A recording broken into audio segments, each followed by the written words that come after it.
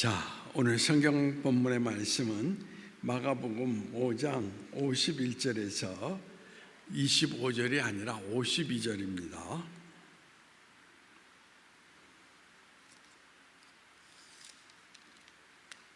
마가복음 6장. 자, 같이 한번 읽어보시도록 하겠습니다. 배에 올라 그들에게 가시니 바람이 그치는지라 제자들이 마음에 심히 놀라니 이는 그들이 뜻하던 일을 깨닫지 못하고 도리어 그 마음이 둔하여졌음이라라. 자, 이제 지난 시간에 이어서 오늘 또 두 번째 이야기를 나누고자 합니다.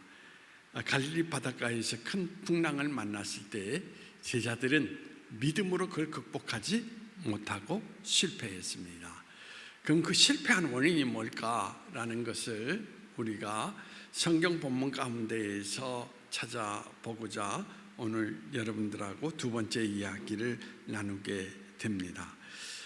여러분들이 생각을 할 때에 제자들은 조금 전까지만 해도 오병이어의 기적을 보고 이제 예수님을 떠나서 바다 가운데 왔는데 이 시련의 시간 가운데에서 왜 그걸 극복하지 못하고 실패했을까?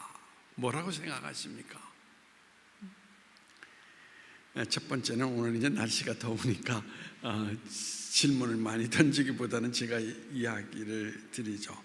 여러분들이 요한복음 6장 17절 말씀 지금 거기 접어놓고 한번 거기를 보시도록 하겠습니다. 6장 17절 말씀 요한복음.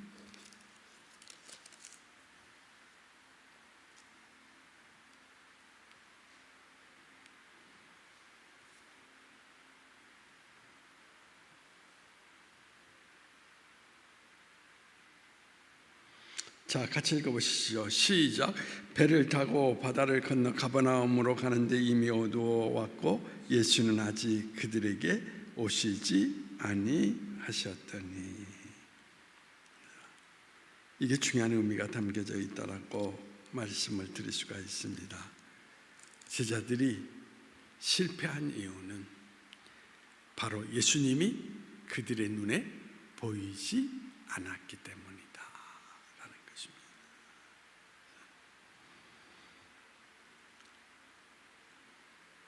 우리의 인생도 마찬가지거든요. 은혜가 충만하고 우리가 기도의 그 자리 가운데에서 하나님을 경험을 하게 되면 하나님이 매우 가까이 있는 것 같습니다. 그러면 세상이 두렵습니까? 두렵지 않습니까? 두렵지 않아요. 그렇죠? 근데 문제는 뭐냐면 우리의 신앙의 모든 모습들이 늘 한결같으면 좋은데 어떤 때에는 우리가 인생을 살아가면서 하나님이 우리 곁에서 멀리 계신 것 같은 그런 느낌이 들 때가 있습니까? 없습니까? 있어요. 그렇죠?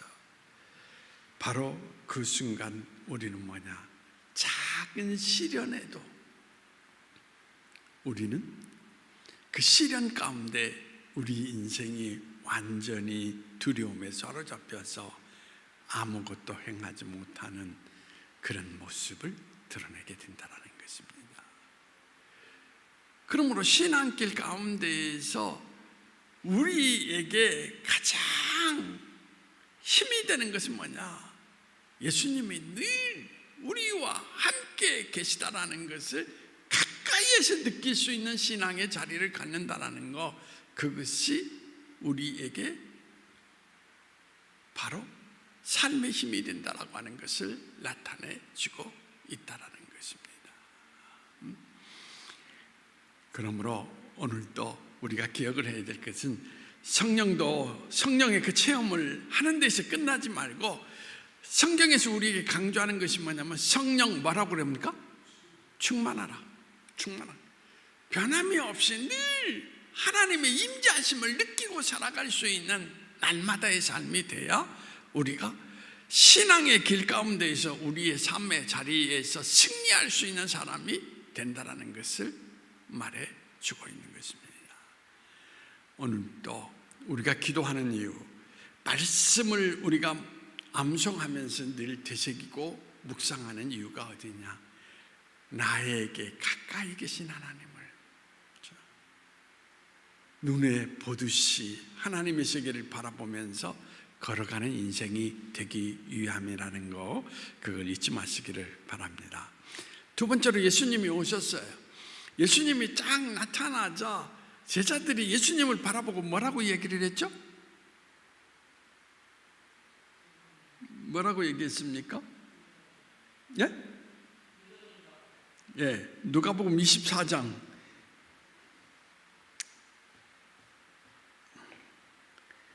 아니 그냥 더우니까 그냥 지나갑시다. 말을 유령이다라고 이야기를 했거든요. 거기에서 나타내주는 이야기가 뭐냐면 예수님을 유령으로 착각했다라는 것은 그들이 영적 분별력이 있었습니까? 없었습니까? 없었다라는 이야기예요. 예수님을 유령이다, 귀신이다 라고 한다라고 하는 것은 결국 엠마오 도상에 가는 두 제자와의 모습과 비슷하다라는 이야기죠. 예수님이 그들 가운데 나타나셨어요.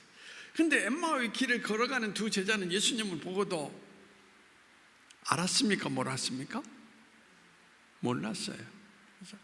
그래서 예수님께서 눈을 열어 보여줄 때 비로소 알았다라고 이야기를 하고 있거든요.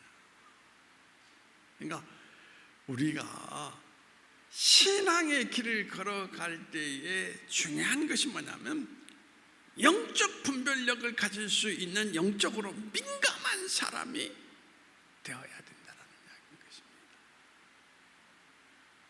그러할 때 우리는 하나님의 모든 것들을 그 눈을 통하여서 판단할 수 있고 느낄 수 있다라는 이야기예요.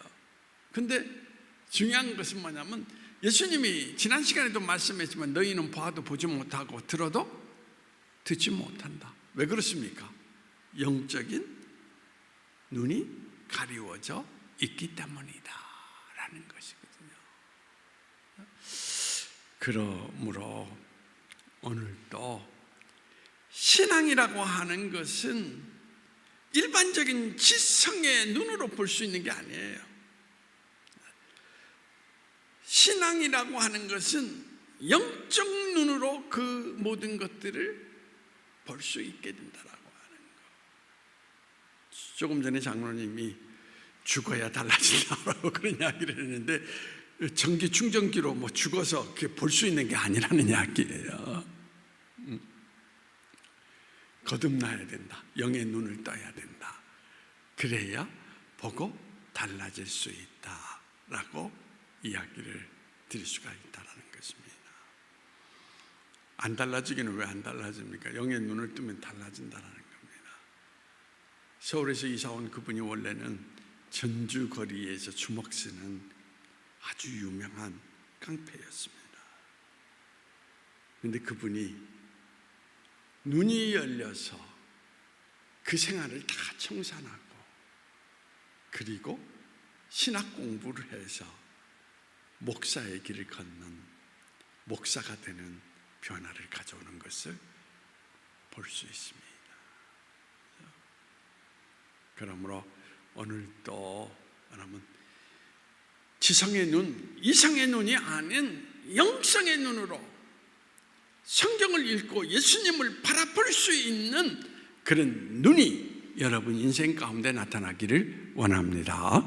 그게 참 중요하다라고 이야기를. 세 번째로 자 오늘 본문 말씀입니다. 본문 말씀은 다시 찾을 필요도 없으니까 다시 한번 읽어보시도록 하겠습니다. 시작. 배에 올라 그들에게 가시니 바람이 그치는지라 제자들이 마음에 심히 놀라니 이는 그들이 그 떡 대시던 일을 깨닫지 못하고 도리어 그 마음이 어떻게 했다? 둔하여졌다. 둔하여졌다. 이 말은 무슨 이야기냐면 조금 전에 기적을 나타내셨던 그 예수님을 그들이 어떻습니까? 잊어버리고 있었다라는 것입니다. 그러므로 그들이 중요한 것은 예수님이 그들 가운데 나타나셨음에도 불구하고 그들이 어떻습니까? 우리는 죽게 되었다라고 그 외침만 하고 있는 것을 찾아 본다라는 것입니다. 여러분, 하나님이 주신 은혜, 하나님의 놀라우신 역사의 그 사건들을 체험한 그 사실 부분들을 잊어버리게 된다면 우리는 우리의 작은 시련이 찾아오게 될 때에 어떤 모습을 갖게 되느냐, 움츠러든다라는 것입니다. 그것이 성경 속에서는 어떻게 표현하냐, 간담이 놓았다라고 표현을 하는 것입니다.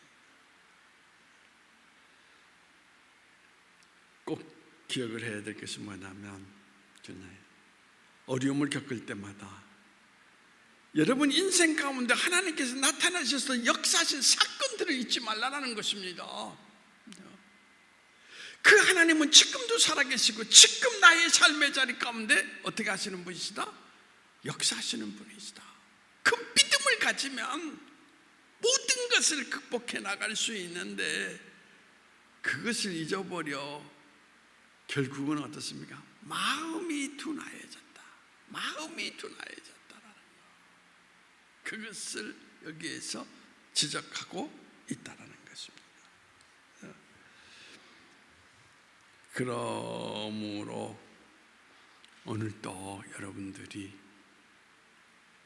기억을 해야 될 거 뭐냐면, 항상 나에게 지난날 은혜를 베푸시던 그 하나님을 기억하면서 그 하나님은 지금도 살아 계시다라는 그 고백 속에서 길을 걸어갈 수 있는 믿음의 종들이 되기를 원합니다. 그 다음에 이제 네 번째로 그들이 실패한 이유가 뭐냐? 의심하였기 때문이다.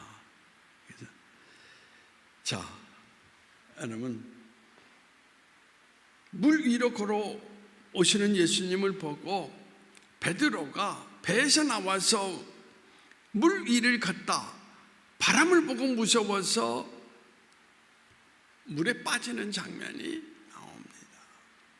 그때 예수님께서 하신 말씀이 뭐냐면, 뭐라고 얘기하셨습니까?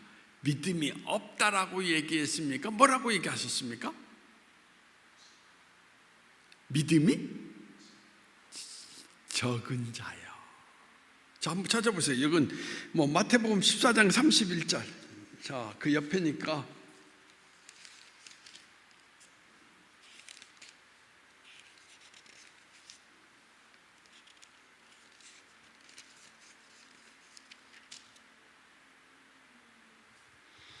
마태복음 14장 31절 말씀.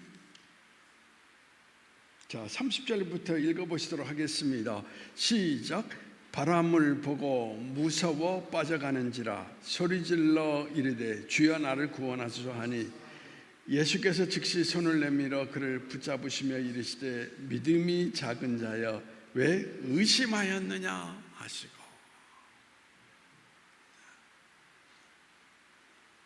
여러분, 우리의 인생도 마찬가지예요.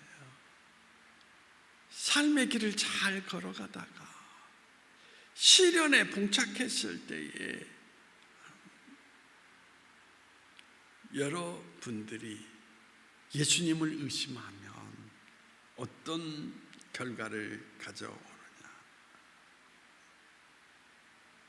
여러분, 흔들리고 만다라는 것입니다. 그래서 사실은 여러분들이 한번 제가 물어보겠습니다. 신앙의 사람이 의심합니까? 신앙이 없는 사람이 의심합니까? 예수님을.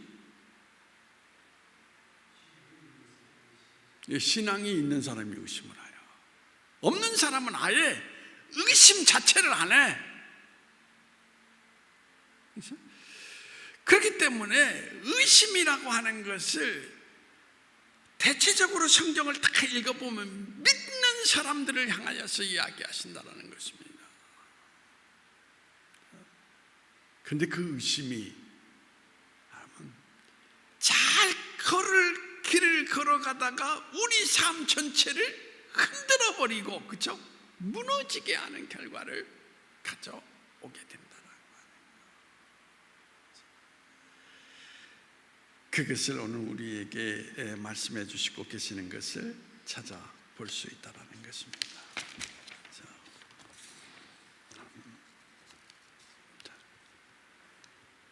여러분들이 오늘도 그런 생각을 하시면 좋겠어요. 분명히 오병이어의 기적을 일으켰으니까 여기서 믿음이 적다라고 하는 것은 그런 이야기, 베드로의 머릿속에서 그런 생각을 했던 것 같습니다.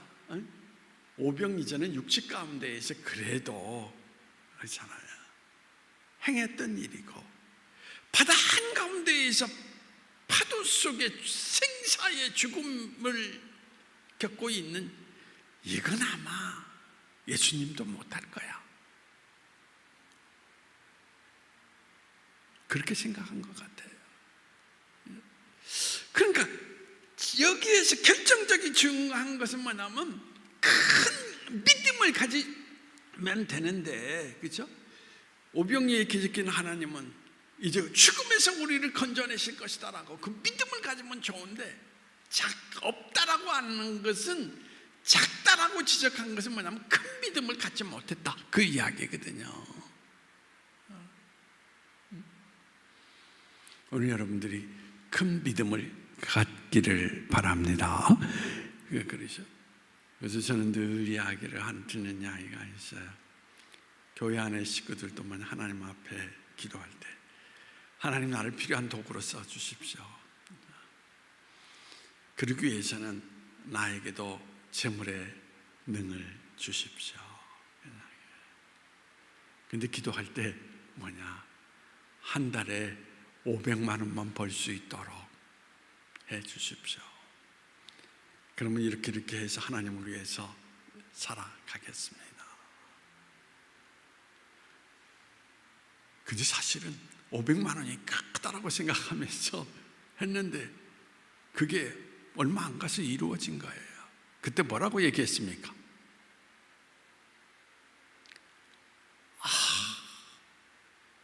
내가 하나님 앞에 1,000만 원을 구할 걸 내가 잘못했다, 그렇게 생각했겠어요, 안 했겠어요?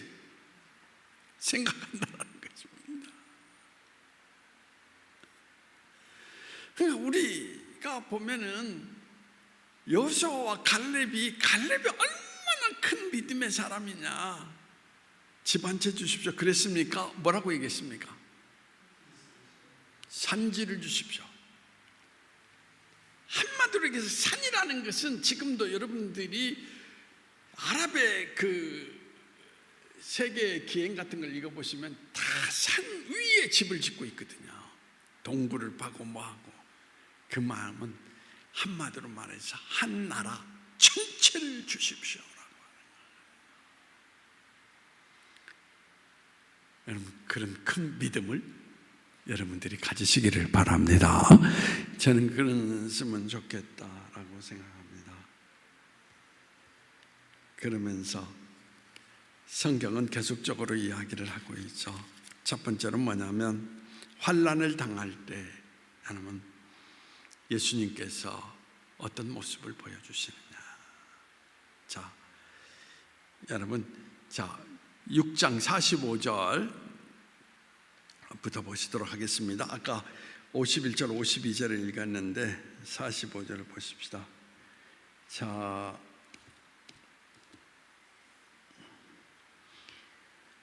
같이 읽어보십시다. 시작. 예수께서 즉시 제자들을 재촉하사 자기 무리를 보내는 동안에 배 타고 앞서 건너편 베세다로 가게 하시고, 자, 46절 뭐라고 얘기했죠? 무리를 작별하신 후에 기도하러 산으로 가시니라. 여러분, 이 성경 말씀 가운데에서 예수님이 제자들을 바다 가운데 보내시고 그 다음 뭘 하셨다고 얘기하고 있습니까? 기도하셨다. 누구를 위해서 기도하셨을까요? 제자들을 위해서 기도하셨다. 예수님께서는 예지의 능력이 있어서 그들이 반드시 고난을 겪을 것을 판단하셨습니다. 그래서 믿음으로 그것을 극복해 나갈 수 있도록 기도하시면서 그들을 보냈는데,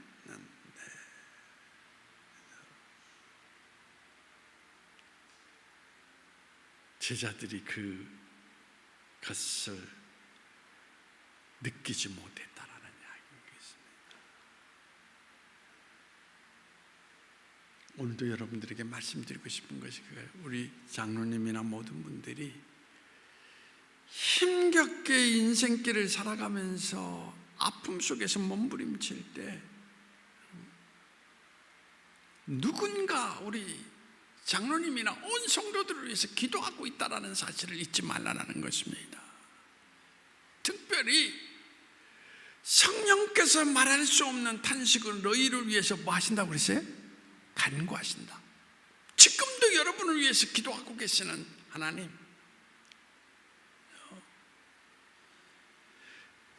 그분이 우리 가운데 계시다라는 것을 잊지 말라는 이야기인 것입니다.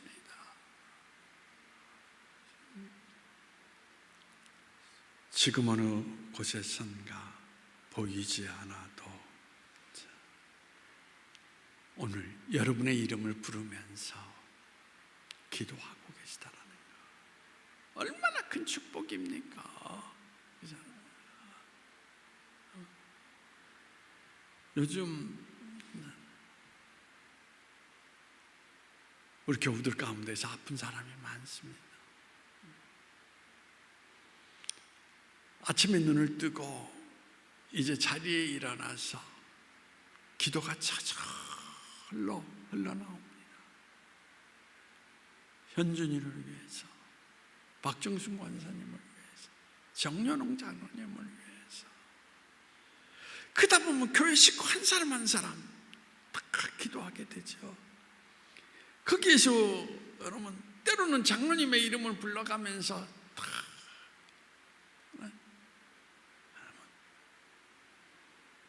분명히 여러분 인생 가운데 보이지 않아도 누군가 너를 위해 기도하, 그런 찬양이 있듯이 오늘 기도하는 사람이 있다는 거 꼭 잊지 마시기를 바랍니다. 기도하는 사람이 있습니다. 두 번째로 뭐냐면 예수님께서 정확한 때에 오셨다라는 이야기인 것입니다. 자, 14장 여러분들이 47절까지 읽은 48절 보시도록 하겠습니다. 시작. 바람이 거슬림으로 제자들이 힘겹게 노젓는 것을 보시고 밤 사경쯤에 바다 위로 걸어서 그들에게 오사 지나가려고 하시매. 여러분, 그들이 노젓는 가운데 힘겨운 바다에서 사투를 벌이고 있을 때에 사경이라고 표현을 하고 있죠. 그때 예수님이 찾아오셨다. 제가 늘 여러분들에게 많이 사용하는 말 가운데 하나가 뭐냐, 인간의 끝이 하나님의 시작이다. 무슨 말입니까? 하나님은 인간이 할 수 있는 순간까지는 절대 개입하지 않습니다. 어느 때에 개입하시느냐? 인간이 완전히 손들고 이제 나는 할 수 없습니다. 그때에 바로 하나님이 찾아오신다. 제가 여러분들에게 늘 강조하잖아요. 로마서에서 뭐냐, 하나님은 고아처럼 여러분을 버려두지 아니하시고 여러분을 위해서 기도하시다가 여러분 가장 하나님의 시간 가운데 적절한 때에 찾아오셔서 오늘 여기서 손을 잡아주죠. 손을, 그 인생을 건져주시는 분이시라고 하는 것을 이야기하고 있는 것입니다. 여러분, 우리는 인생을 살아가면서 나를 바라보는 사람이 없어, 내 마음을 알아주는 사람이 없어. 그런데 아닙니다.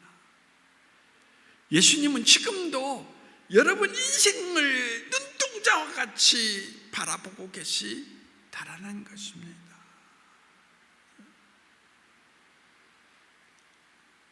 그러다가 가장 중요한 것은 더 이상 여러분이 아무것도 감당할 수 없는 그 순간의 때에 여러분 찾아오신다. 그것이 오늘 본문 48절에서 강조하는 말씀이 그거거든요. 바로 여러분 사경쯤, 밤 사경쯤 바다 위로 걸어 오셨다. 우리는 늘 그렇습니다. 어려움이 있을 때마다 왜 하나님 빨리 안 오시나? 좀 빨리 오시지. 그렇습니까? 안 그렇습니까? 여러분들이 나사로의 이야기 속에서 나사로가 죽자 마르다와 마리아가 예수님한테 한 이야기가 뭐죠? 조금만 더 일찍 오셨더라면.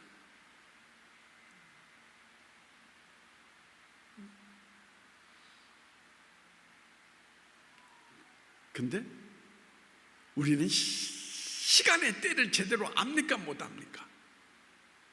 몰라요. 여러분들이 병원에 가서 아파 죽겠다라고 간호원에게, 의사에게 소리치는데 의사가 요동도 안 하는 그런 경험들을 해봅니까? 안 합니까? 아직 아닙니다. 좀 더 기다려야 됩니다. 특별히 출산하는 여인들의 모습 가운데 그걸 많이 느낄 수가 있습니다. 여인들은 배가 아파서 정말 죽을 맛인데 아직 때가 안 됐다고, 좀 더 기다려야 된다. 그래서 때와 시는 성경에서 누가 아신다? 예수님이 아신다라고 분명히 이야기하고 있는 것을 말할 수 있는데, 제가 성경을 통해서 분명하게 말씀드릴 수 있는 것은 뭐냐면, 그렇죠? 반드시 오신다라는 겁니다. 때가 언제인지는 모르지만 반드시 오신다라는 거 분명히 오셔서 여러분 각 사람의 이름을 불러주시면서 여러분의 삶의 인도자가 되시는 그 예수님의 모습을 나타내 주실 것을 확신합니다. 그걸 여러분들이 믿었으면 좋겠다. 그래서 여러분 50절 말씀 한번 읽어 보시도록 하겠습니다. 자, 50절 말씀, 자, 같이 읽어 보시죠. 시작. 그들이 다 예수를 보고 놀람이라. 이에 예수께서 그들에게 말씀하여 이르시되 안심하라, 내니 두려워 말라.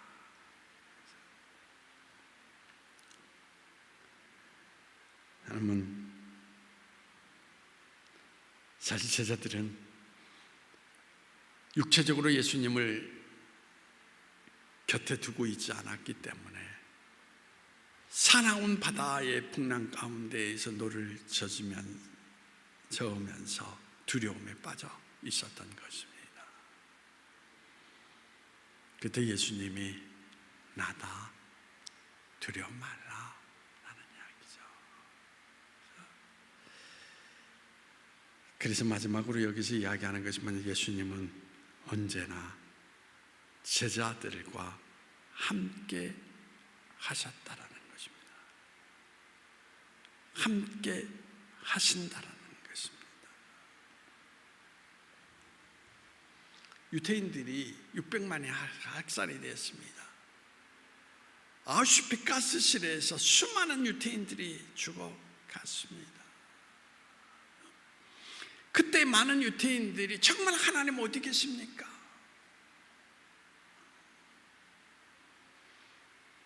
왜 이런 사건을 우리에게 허락하셨는지.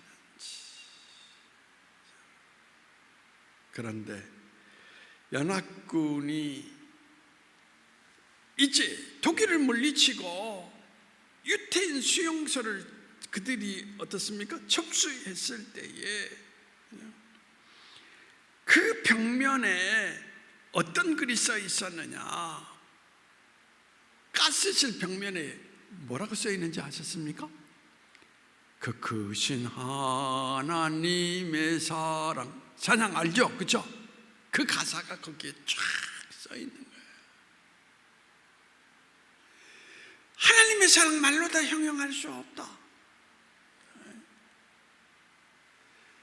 그런 신앙의 고백을 거기에 기록하고 있는 벽에 글을 발견할 수가 있었다라는 이야기인 것입니다.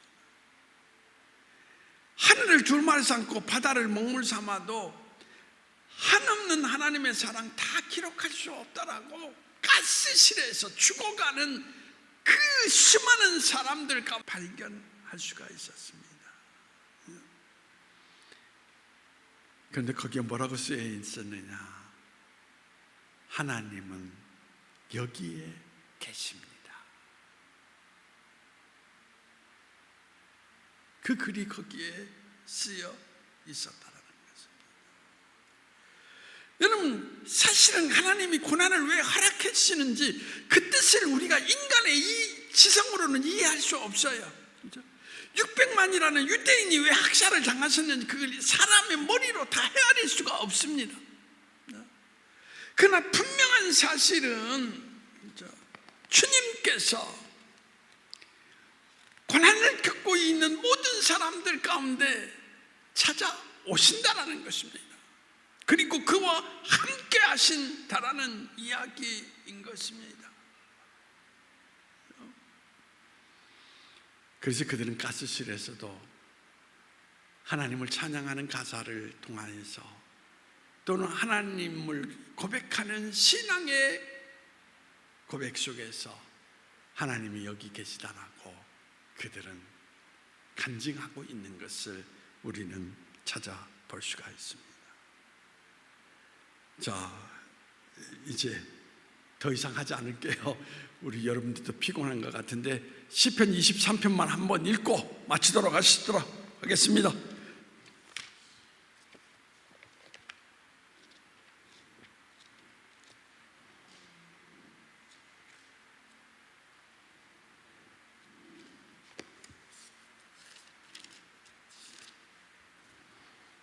자, 우리 장로님께서 크게 한번 읽으시도록 하겠습니다. 시편 23편.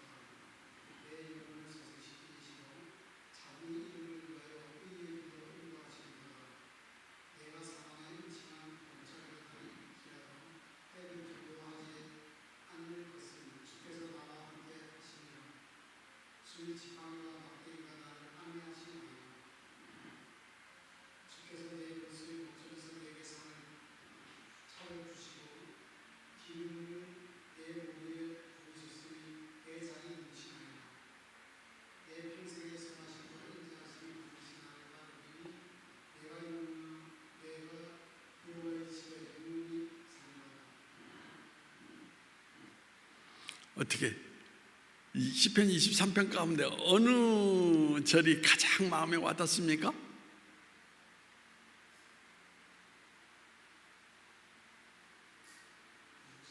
6절 내 평생에 산하신가 인자하심이 반드시, 그렇죠?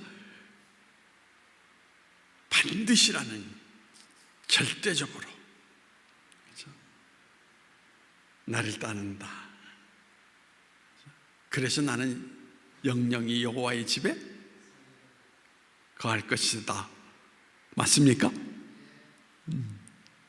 근데 4절 말씀 가운데 분명히 약속하고 있죠. 뭐라고?